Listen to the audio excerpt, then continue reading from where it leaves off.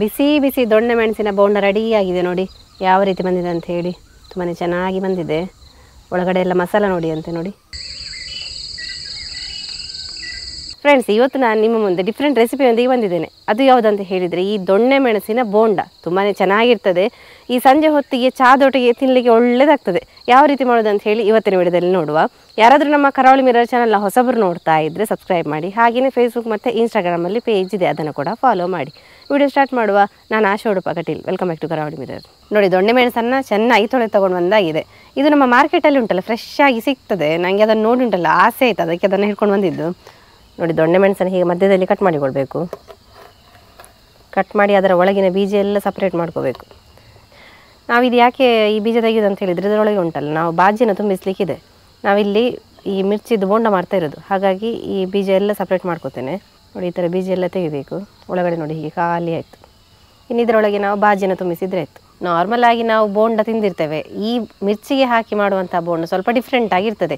ಈ ಚಿಕ್ಕ ಮಕ್ಕಳಿಗೆ ಸ್ವಲ್ಪ ಖಾರ ಆಗ್ಬೋದು, ಆದರೆ ಉಂಟಲ್ಲ ದೊಡ್ಡವರಿಗಂತೂ ತುಂಬಾ ಇಷ್ಟ ಆಗ್ತದೆ. ಯಾಕಂತ ಹೇಳಿದ್ರೆ ಈ ನಾರ್ಮಲ್ ಆಗಿ ದೊಣ್ಣೆ ಮೆಣಸಿನ ಬಜ್ಜಿ ಉಂಟಲ್ಲ, ಎಲ್ಲರೂ ಇಷ್ಟಪಡ್ತಾರೆ. ಇದು ಸ್ವಲ್ಪ ಡಿಫ್ರೆಂಟ್, ಬಜ್ಜಿಯಲ್ಲಿ ಸ್ವಲ್ಪ ಡಿಫ್ರೆಂಟ್. ಅದಕ್ಕೆ ಈ ಬಾಜಿಯನ್ನೆಲ್ಲ ತುಂಬಿಸಿ ಬೋಂಡ ಥರ ಮಾಡುವಂಥದ್ದು. ಇನ್ನು ನಾವು ಬೋಂಡಕ್ಕೆ ಬೇಕಾಗಿರುವಂತಹ ಬಟಾಟೆದು ಮಿಶ್ರಣವನ್ನು ರೆಡಿ ಮಾಡಿಕೊಳ್ಳುವ. ಅದಕ್ಕೆ ಸ್ಟಫಿಂಗ್ ಅಂತ ಹೇಳ್ತೇವೆ ನಾವು. 3 ಬಟಾಟೆಯನ್ನು ಬೇಯಿಸಿ ಅದರ ಸಿಪ್ಪೆ ತೆಗೆದು ಇಟ್ಕೊಂಡಿದ್ದೇನೆ ನೋಡಿ. ನಾರ್ಮಲ್ ಆಗಿ ಬಟಾಟೆಯನ್ನು ಬೇಯಿಸಿ ಇಟ್ಟರೆ ಆಯಿತು, ಅದರ ಸಿಪ್ಪೆ ತೆಗಿಬೇಕು ಈ ಥರ. ಇನ್ನು ಅದನ್ನು ಕೈಯಲ್ಲಿ ಹೇಗೆ ಸ್ಮ್ಯಾಶ್ ಮಾಡಿಕೊಳ್ಳುವ. ಸ್ವಲ್ಪ ಬಿಸಿ ಬಿಸಿ ಇದೆ, ಹೋಗಿ ಹೋಗ್ತಾಯಿದೆ ನೋಡಿ. ಇವಾಗ ಬೇಯಿಸಿದಷ್ಟೇ ನೋಡಿ. ಇನ್ನಿದಕ್ಕೆ ಒಂದು ಚಮಚ ಆಗುವಷ್ಟು ಮೆಣಸಿನ ಪೌಡರನ್ನು ಹಾಕ್ಕೊಳ್ತೇನೆ. ಹಾಗೆಯೇ 1/4 ಚಮಚದಷ್ಟು ಗರಂ ಮಸಾಲೆ, ರುಚಿಗೆ ತಕ್ಕಷ್ಟು ಉಪ್ಪು, 1 ಇಂಚ್ ಆಗುವಷ್ಟು ಶುಂಠಿಯನ್ನು ಉಂಟಲ್ಲ ಹೀಗೆ ಕಟ್ ಮಾಡಿ ಇಟ್ಕೊಂಡಿದ್ದೇನೆ, ಚಿಕ್ಕದಾಗಿ ಕಟ್ ಮಾಡಿ ಇಟ್ಕೊಂಡಿರೋವಂಥದ್ದು. ಹಾಗೆಯೇ ಕೊತ್ತಂಬರಿ ಸೊಪ್ಪನ್ನು ಸ್ವಲ್ಪ ಉದುರಿಸಿಕೊಳ್ಳುವ. ಲಿಂಬೆ ರಸ ಹಾಕೋದ್ರಿಂದ ಸ್ವಲ್ಪ ಹುಳಿ ಹುಳಿಯಾಗಿ ಚೆನ್ನಾಗಿರ್ತದೆ ನಮ್ಮ ಬಾಜಿ. ಒಂದು ಅರ್ಧ ಲಿಂಬೆ ಹಣ್ಣನ್ನು ತಗೊಂಡಿದ್ದೆ ನಾನು, ಅದರ ರಸವನ್ನು ಹೀಗೆ ಹಿಂಡಿಕೊಳ್ತಾ ಇದ್ದೇನೆ ನೋಡಿ. ನಮ್ಮ ಬಾಜಿಗೆ ಬೇಕಾದ ಎಲ್ಲ ಸಾಮಗ್ರಿಗಳನ್ನು ಹಾಕಿ ಆಯಿತು. ಇವಾಗ ನಾವು ಚೆನ್ನಾಗಿ ಇದನ್ನು ಮಿಕ್ಸ್ ಮಾಡಿಕೊಳ್ಬೇಕು. ಈ ಉಪ್ಪು ಹಾಗೆಯೇ ಖಾರ ಎಲ್ಲ ಮಿಕ್ಸ್ ಆಗಬೇಕು. ಈ ಬಾಜಿಯನ್ನು ಉಂಟಲ್ಲ ತುಂಬ ನೀರು ಮಾಡಲಿಕ್ಕಿಲ್ಲ, ಸ್ವಲ್ಪ ಗಟ್ಟಿ ಗಟ್ಟಿಯಾಗಿ ಮಾಡಬೇಕು. ಯಾಕಂತೇಳಿದರೆ ಈ ಬಾಜಿಯನ್ನು ನಮ್ಮ ದೊಣ್ಣೆ ಮೆಣಸಿನ ಒಳಗಡೆ ಸ್ಟಫಿಂಗ್ ಮಾಡಲಿಕ್ಕಿದೆ, ಮತ್ತು ಎಣ್ಣೆಯಲ್ಲಿ ಬಿಡುವಂಥದ್ದು. ನಾವು ತುಂಬ ನೀರು ಮಾಡಿದರೆ ಉಂಟಲ್ಲ ದೊಣ್ಣೆ ಮೆಣಸಿಂದ ಹೊರಗೆ ಬರ್ತದೆ ಈ ಬಾಜಿ. ನೋಡಿ, ಈ ಥರ ಓಪನ್ ಮಾಡಿಕೊಂಡು ಅದರ ಒಳಗಡೆ ಸ್ಟಫಿಂಗ್ ಮಾಡ್ತಾ ಹೋಗಬೇಕು. ಎಷ್ಟು ತುಂಬುತ್ತದೆ ಬಾಜಿ ಅಷ್ಟು ತುಂಬಿಸಬೇಕು.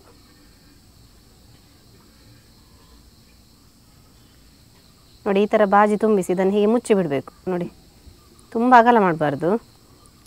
ತುಂಬ ಅಗಲ ಮಾಡಿದರೆ ಇದು ಎಣ್ಣೆ ಉಳ್ಕೊಳ್ತದೆ. ಈ ಥರ ಮುಚ್ಚಿಡಬೇಕು ನೋಡಿ. ಸೇಮ್ ಅದೇ ರೀತಿ ಉಂಟಲ್ಲ ಎಲ್ಲ ಮೆಣಸಿಗೆ ನಾವು ಸ್ಟಫಿಂಗ್ ಮಾಡ್ತಾ ಹೋಗುವ.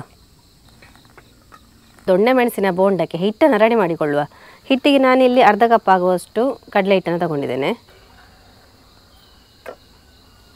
ಇನ್ನಾವಿದಕ್ಕೊಂದು 3/4 ಸ್ಪೂನ್ ಆಗುವಷ್ಟು ಮೆಣಸಿನ ಪೌಡ್ರನ್ನು ಹಾಕೊಳ್ಳುವ.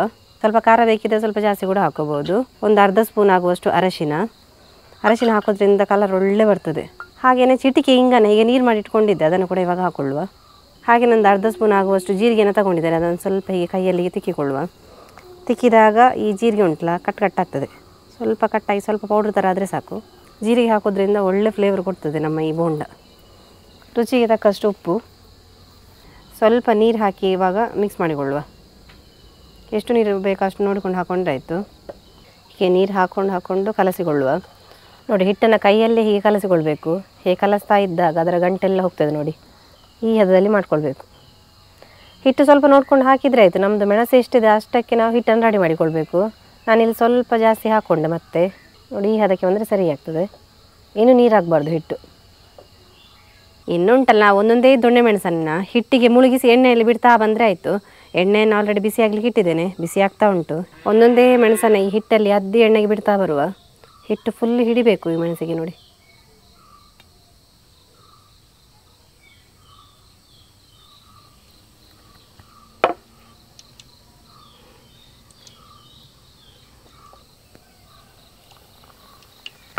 ಸ್ವಲ್ಪ ಗುಳ್ಳೆ ಉಂಟಲ್ಲ ಆರಲಿ ನಂತರ ನಾವು ಕೈ ಹಾಕುವ, ಇಲ್ಲದಿದ್ದರೆ ಅದು ಅಡಿಯಲ್ಲಿ ಬೆಂದಿರೋದಿಲ್ಲ. ಸ್ವಲ್ಪ ಗುಳ್ಳೆ ತಣಿದ ನಂತರ ನಾವು ಅದನ್ನು ತಿರುಗಿಸಿ ಹಾಕೊಳ್ಳುವ. ನೋಡಿ, ಈ ಥರ ತಿರುಗಿಸಿ ಹಾಕೊಳ್ಳುವ. ಎಲ್ಲ ಕಡೆಯಲ್ಲಿ ಚೆನ್ನಾಗಿ ಬೇಯಲಿ. ಗೋಲ್ಡನ್ ಬ್ರೌನ್ ಕಲರ್ ಬರೋ ತನಕ ಇದನ್ನು ನಾವು ಚೆನ್ನಾಗಿ ಬೇಯಿಸುವ.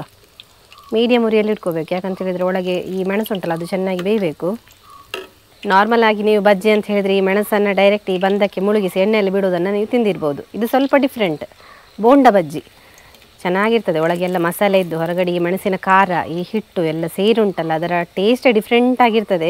ನೀವೊಂದ್ಸಲ ಈ ರೆಸಿಪಿಯನ್ನು ಮನೇಲಿ ತಪ್ಪದೆ ಟ್ರೈ ಮಾಡಿ. ಯಾಕಂತ ಹೇಳಿದರೆ ಎಲ್ರಿಗೂ ಇಷ್ಟವಾಗುವಂಥ ಒಂದು ಯುನೀಕ್ ರೆಸಿಪಿ ಅಂತಲೇ ಹೇಳ್ಬೋದು. ಇದನ್ನು ಬೇಗ ಆಗ್ತದೆ. ಅದಂತೂ ಈ ಚಳಿಗಾಲಕ್ಕೆ ಈ ಥರ ಒಂದು ಖಾರದ ತಿಂದರೆ ಅದರ ಮಜಾನೇ ಬೇರೆ.